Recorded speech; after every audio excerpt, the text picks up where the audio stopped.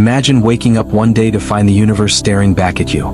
Not metaphorically, not spiritually, but literally, every particle, every pattern, whispering truths you were never taught to hear. You open your eyes and realize you're not inside the world. The world is inside you. Time feels soft as if it could be bent. Space feels like a veil that's grown too thin. And suddenly, something unshakable rattles in the deepest corners of your mind. What if a piece of you has already met God and you've simply forgotten? You clutch at reason, at your science books, at language itself to tether you, but nothing feels real in that moment. Because for the first time in your life, you're not simply wondering if God exists. You're grappling with a darker thought. What if the laws of physics are his footprints? And what if we've spent centuries studying the brushstrokes but denying the painter? We are taught to believe in dichotomies: science versus spirituality, empiricism against faith, evidence or God. But imagine a reality where that dichotomy is the illusion, the great misdirection, where the very equations that predict gravitational waves and quantum fluctuations are not God's rivals, but his language, where what we call science is merely exegesis on the divine, a slow decoding of the script etched into the bones of reality. And yet, isn't it strange? The more we uncover, the more hollow we can feel. We've mapped galaxies, split atoms, created machines that think, but somehow, meaning leaks through our fingers like water. Why does more knowledge sometimes lead to less certainty? What if the further we go in our pursuit of understanding, the closer we're dancing to something we're terrified to name? Think about it. Every scientific theory hinges on laws, immutable, precise, mathematical. Gravity doesn't feel like falling, it is falling perfectly and predictably. Light doesn't merely shine, it obeys frequencies, wavelengths, warps space-time in obedient silence. The universe functions like a symphony, measurable down to its subatomic beats. But who's conducting? Now, some say God is unnecessary. That order arises from chaos, that randomness arranged itself skillfully enough to give birth to life, intelligence, morality, art. They say it's arrogance to require a creator, and yet, isn't it a deeper arrogance to believe nothing gave rise to all of this? To everything? Close your eyes. You're not just sitting in a room or watching a video. You're on a rock, hurling through space, surrounded by billions of stars, all obeying mathematical constants, fine-tuned to the decimal for life to exist. There are more connections in your brain than stars in the galaxy. Your DNA is a digital code, a biological text written in 4 symbols, storing libraries of information that somehow knows how to build an entire human being from a single cell. That's not chaos. That doesn't feel like an accident. But here's the paradox. The deeper we dive into knowledge, the more evasive God appears. In ages past, we found God in storms and plagues and stars, until we learned about weather, viruses, astrophysics. But instead of seeing God through those discoveries, we've displaced him. As if understanding his tools somehow proves he isn't holding them. It's as if the closer we get to the edge of revelation, the more we're taught to look away. We say, how could a benevolent God exist in a universe of suffering?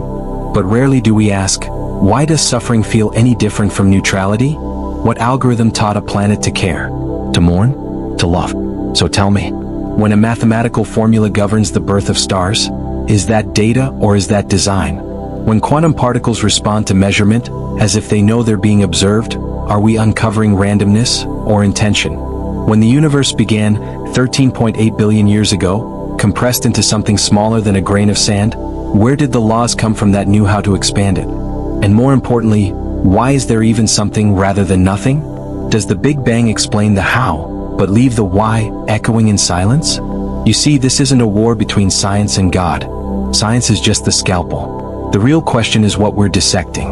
And here you are, breathing on a planet with atmosphere precisely balanced for life, heated by a star you're just close enough not to burn, with a brain capable of contemplating the infinite, asking questions no survival instinct ever required you to ask. So now the real question isn't just, is there scientific proof of God? The deeper question is, what if we've already found it but lacked the courage to name it?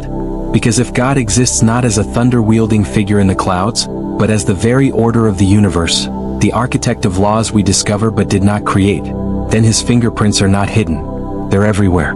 In the double helix, in the speed of light, in every heartbeat, in every black hole. But maybe proof was never the problem. Maybe recognition was. And that, perhaps, is more terrifying. Because if you recognize him in nature, in numbers, in your own consciousness, then suddenly you're no longer an observer of the world. You're a participant in its meaning. And meaning, my friend, is where the danger begins. Are you ready to descend even deeper? The hidden problem and its psychological/philosophical roots. You know that feeling, don't you? Not just doubt, but that quiet, gnawing ache beneath the surface of your mind. That unshakable dissonance between the mechanical elegance of the universe and the emotional vacuum of your own life. You're surrounded by structure, neural networks, gravity wells, Fibonacci spirals, and sunflower seeds, and yet you often feel adrift as if your own existence was some strange side effect. We claim to search for truth, but do we really? Or do we search for safety masquerading as truth? Comfort disguised as clarity? Buried beneath our quest for proof of God is a deeper psychological fracture. Humanity has not merely turned away from the divine, we've anesthetized ourselves against the question. We've constructed entire civilizations on the premise that meaning must be optional, that spirituality may be decorative but never diagnostic. Because admitting that God may actually be real, scientifically, logically, demonstrably, would force a tectonic shift in the architecture of our minds. Not everyone wants that. Most people don't. Carl Jung once warned that people will do anything, no matter how absurd, to avoid facing their own souls. And this is what we're doing, every day, every hour. We've weaponized rationality to defend ourselves from the abyss. Not because it is empty, but because we're terrified it may not be. That there might, in fact, be a will behind the veil. A consciousness older than time, to whom we may ultimately belong. Sartre believed existence precedes essence, that there is no divine blueprint. He rejected the idea of God not because there was no evidence, but because the mere idea of being created implied moral accountability. It meant we weren't free. So denying God became an act of rebellion. But is that rationality? Or is it a defense mechanism? Arthur Schopenhauer, for all his pessimism, intuited something profound. That human suffering is inextricable from the will, that we are brutalized by our own inner drives as much as by the outer world. So God to him was absurd. But here's the irony. He still searched for transcendence. Through art, through beauty, through the stirring of a symphony or the silence of the mountains. What? Because even in the most secular hearts, the hunger remains. That's the problem, isn't it? You can smother the name of God in language, in philosophy, in clinical psychology, but the ache never goes away. It just changes shape. Viktor Frankl, a man who survived unspeakable darkness, offered the soul a lifeline. The idea that suffering ceases to be suffering the moment it finds meaning. Even in Auschwitz he found this to be true. Because as long as a person believed their life had purpose, divine purpose, they could endure anything. But if this is true, what does it say about the nature of truth itself? Does it mean that meaning is psychological comfort? Or is it evidence of design, imprinted into our very perception of reality? Modern psychology tells us that humans exhibit agency detection, an evolved sensitivity to perceive intentionality even in randomness. Thunder becomes the sound of gods, shadows become predators. But what if that very instinct is not a flaw, but a clue? Here's something unsettling. Your brain neurologically is wired for belief. fMRI scans have shown that the networks activated during religious or spiritual experiences overlap with those of emotion, memory, and reward. That doesn't disprove the divine. It simply shows that spirituality is hard-coded in human experience. Our biology anticipates transcendence, like a keyhole yearning for a key. And yet, science, as an institution, as a culture, does not focus on why the laws of the universe exist. It only studies that they do. It projects neutrality, objectivity, dispassion. But this is a facade. Because every logical theory begins with axioms, unprovable assumptions that felt reasonable enough to build reality upon. Even mathematics, the foundation of science, cannot escape this. Gödel's incompleteness theorem proved that any truly complete logical system must contain propositions that cannot be proven within that system. In other words, reason cannot justify itself. Logic has limits, and beyond those limits, the realm we've spent centuries rejecting. That is where God lives. Not because we couldn't find him with equations, but because our equations presume a framework we cannot explain. A universe operating under laws, whose origin is utterly without cause. Aldous Huxley perhaps articulated it most honestly. He said, "I had motives for not wanting the world to have meaning. For me, the philosophy of meaninglessness was essentially an instrument of liberation." Brutal, beautiful, honest. He admitted what we all must, that sometimes our will to disbelieve is stronger than any burden of proof to believe. So here's the deeper problem. It's not simply that science hasn't found God.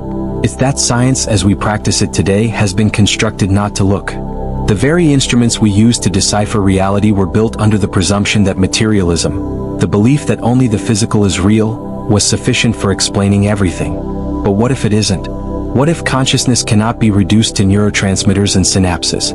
What if the Big Bang can't be reduced to thermodynamics? What if morality can't be fully explained by evolutionary utility? If even one of those things is true, then the materialist view of reality collapses, and something larger, older, truer, emerges from the rubble. Imagine discovering that the laws of thermodynamics are not the source but the signature. That DNA isn't the origin of life, but the vehicle through which something deeper, something sacred, decides to whisper itself into being. The problem isn't that there's no evidence. The problem is that we fear what that evidence might demand of us. Because if God exists not as superstition, not as mythology, but as the very substratum of logic, order, and consciousness, then atheism is not simply incorrect. It is incomplete. And to fill in that incompleteness, to trace the outline of that final terrifying truth, is to risk touching a fire we were warned never to approach. The fire of seeing the world as it truly is. Not random, but designed. Not accidental, but intentional. Not dead, but somehow achingly alive.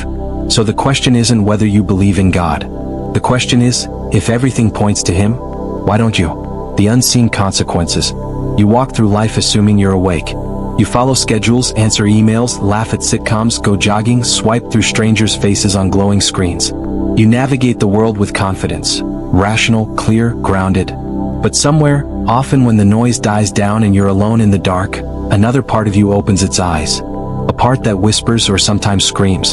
Something's missing. You're not alone in this. Most people feel it and yet very few name it. We call it anxiety or existential dread. We medicate it, drown it in entertainment, suffocate it with busyness. But if you stripped all those distractions away, you'd find the same hollow space echoing in billions of hearts across this planet. A space shaped like meaning, shaped like God. But what happens when that space is never filled? What happens when a species collectively decides that the cosmic author is a myth, and begins to live as though life were a self-generated, purposeless accident? You get us? You get now. A culture obsessed with consumption but starved for purpose. People endlessly entertained but deeply alone. A population that moves faster than ever before but has no idea where it's going. Children raised to believe they are nothing more than biological algorithms, terrified of death but unsure what living is supposed to mean. We told ourselves we were liberating humanity by removing God. We said it would make us reasonable, modern, progressive. But we never stopped to ask, what else would we lose? Nietzsche saw it coming. He didn't celebrate the death of God as so many modern thinkers pretend. He mourned it. He understood its gravity. God is dead, he wrote, and we have killed him. But what followed was not rejoicing, it was dread. Because he knew a vacuum would come. A collapse in value and orientation in moral gravity. If there is no transcendent standard, then what is good? What is evil? What is love?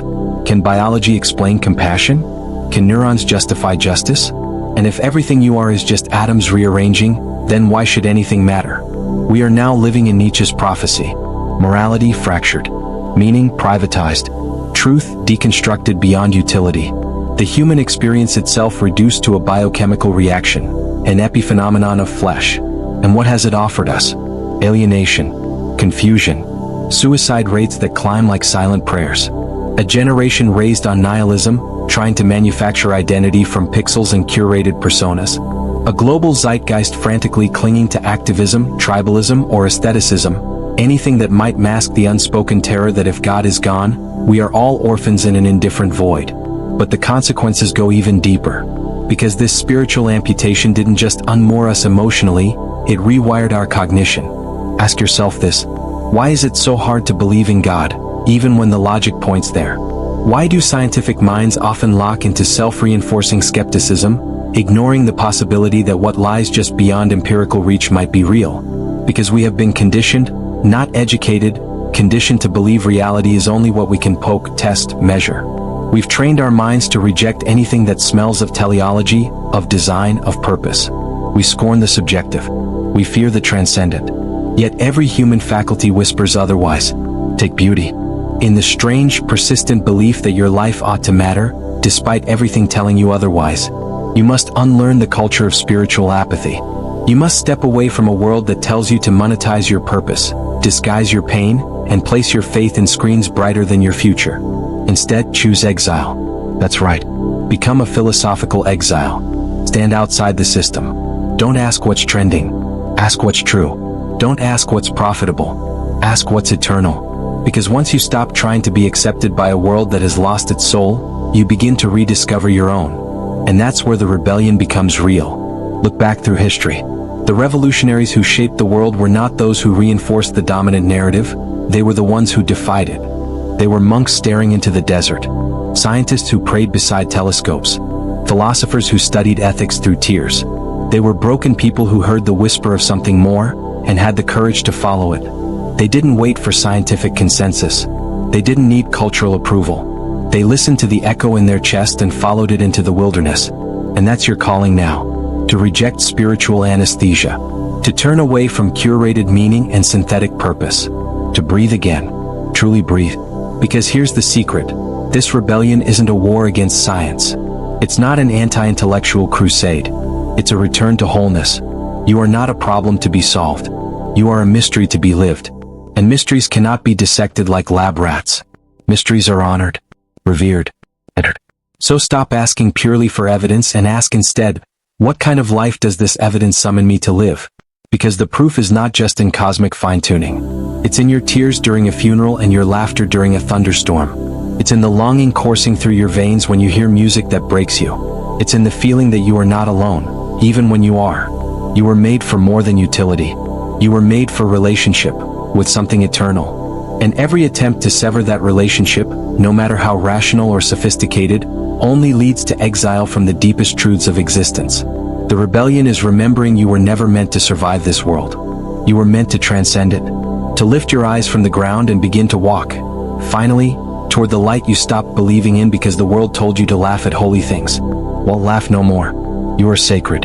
Your life is sacred. And the universe is not a fluke. It is a doorway. All you must do now is walk through. The ultimate truth. The final, most powerful realization. There comes a moment, usually in stillness, rarely while scrolling, when time folds inwards and you feel something pressing against the membrane of your reality. A soft encroachment, yet undeniable. It may come through beauty, silence, a child's laugh, the death of a parent, the smell of rain after drought. Whatever the moment, it leaves you with a single irreducible truth. You were not made for this world. And the reason that sounds comforting and terrifying is because it's true. All your life, you've tried to clutch at permanence with failing hands. Careers, relationships, rituals of control. But everything slips. The meaning fades, the thrill decays, and you're left blinking in the vacuum again. Until you see it. The final veil. Here it is, unveiled like light seeping through the cracks of everything you thought you understood. God is not somewhere in the universe. The universe is inside of God. Not a being among beings. Not a force among forces. But being itself. The ground of existence. The source behind the veil. It's a staggering thought. One that does not just whisper for reverence. It demands transformation. Because now the question is no longer whether God exists. The question is, how have you survived this long pretending that he doesn't? You see, the idea of scientific proof of God always assumes something small. A fingerprint within the fabric. A signature at the edge of a microscope. But this was the wrong lens. Looking for God inside the universe, as if he were an object among objects, is like trying to find the author in the ink of the page. God is not in time. Time is in God. God is not in energy. Energy burns only because he wills it. You expect a lab result. A star to blink in a divine pattern. A hidden variable in a particle cloud. But you miss the point. The scientific proof is everything. The laws of entropy and gravity. The self-replicating code inside DNA. The resonant frequency between quarks. The conscious observer causing wave functions to collapse in quantum phenomena. Not metaphorically, but actually. Perception affects reality. What does that make you? A spectator? Or a collaborator with the divine? Do you think that's a neural trick? No. That's how spirit reaches bone. That's how we taste echoes of Eden in laughter, or weep in awe at a galaxy we will never touch. It's how we know down to the marrow that love is not an illusion. Because if it were, why would it crucify us? Why would it outlast us? There is a truth deeper than the empirical. A knowing more ancient than the intellect. And it's this. You are known. The God behind the veil is not distant. He's not tinkering at the edges like some cosmic watchmaker leaving us to run broken. No, he is intimate, imminent, terrifyingly close. Your doubts do not scare him. Your wounds do not repel him. He is not impressed by your resume. He is not fooled by your atheism. And yet, and this is the unbearable beauty of it, he loves you anyway. Not as a chemical phenomenon. Not as a random yield of evolution's dance. He loves you as a soul. Because you are not a body with a spirit. You are a spirit who wears a body for a little while. And in that body you suffer.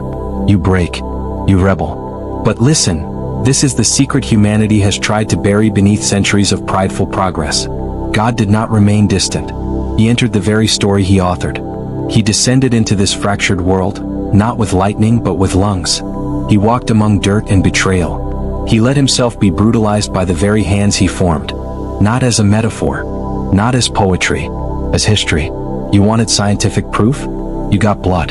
The incarnation, God becoming man, is the moment the metaphysical collided with the measurable. It is no longer a question of believing in some abstract intelligence behind the cosmos. It is a question of whether you will meet him. Because you can. And once you do, everything collapses and expands at once. All the guilt? Forgiven. All the searching? Fulfilled. All the wounds? Not erased but redeemed. Because this is not a theoretical God asking for your belief.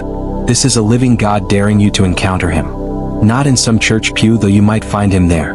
Not in some dusty book, though his words still burn like wildfire. But here and now, in your regret, in your terror of insignificance, in your late-night questions no one else seems to ask. He is already there, waiting not for your perfection, just your permission. Because the ultimate truth is not just that God exists. The ultimate truth is that you were made to belong to him. That the longing in you was planted there like a code, a beacon, a divine homing device. And every attempt to silence it was an act of fear. But fear ends now. Because here is what it all comes down to. You are not just matter. You are not just pattern. You are known. And I don't mean this in the vague, uplifting sense. I mean right now, this very instant, God knows your thoughts, your failures, your sleepless nights, your cynicism, your secret hope. And he loves you. Not the curated version. Not the spiritual persona. The real you. The one beneath all the performance. That is the proof. Not the data. The encounter. Because when you finally see God not as hypothesis, but as the heart of reality, something irreversible happens. You see yourself. And finally, after all this wandering, you come home. Let the physicists keep searching for the edge of the equation. Let the skeptics demand one more layer of certainty. You've already found what you were looking for. Not in the stars, but in the stillness, where eternity speaks not with thunder, but with a whisper that's waited across time to be heard. You are mine. If this made your heart race, bloomed a question, or softened a wall, don't forget to share it. Someone in your circle is searching too, and maybe this is the whisper they needed to hear.